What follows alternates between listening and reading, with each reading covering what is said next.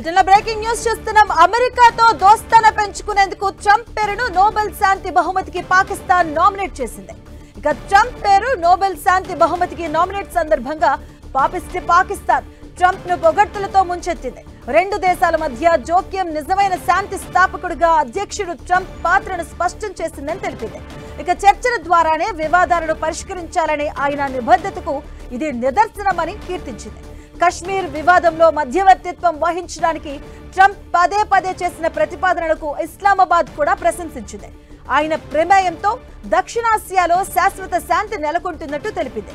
ఇక చివరిగా ఐక్యరాజ్య సమితి భద్రతా మండలి తీర్మానాల ప్రకారం కశ్మీర్ వివాదం పరిష్కారం కాకుండా ఈ ప్రాంతంలో ఎప్పటికీ శాంతి నెలకొనదు అంటూ సంచలన వ్యాఖ్యలు చేసింది. అయితే ట్రంప్ పేరును ప్రతిపాదించిన సందర్భంగా పాక్ చేసిన వివాదాస్పద వ్యాఖ్యలపై ప్రపంచవ్యాప్తంగా పలు అనుమానాలు వ్యక్తమవుతున్నాయి. భారత్ పై చేయి సాధించుకునేందుకు కశ్మీర్ అంశంపై ప్రస్తావించడంపై పలు అనుమానాలు వ్యక్తమవుతున్నాయి.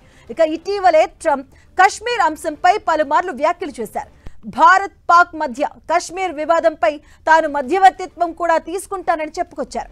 ఆయన వ్యాఖ్యలు తాజాగా పాక్ సైతం ఇదే ప్రస్తావన తేవడంతో కొత్త ప్లాన్ ఉన్నట్టుగా అర్థమవుతుంది.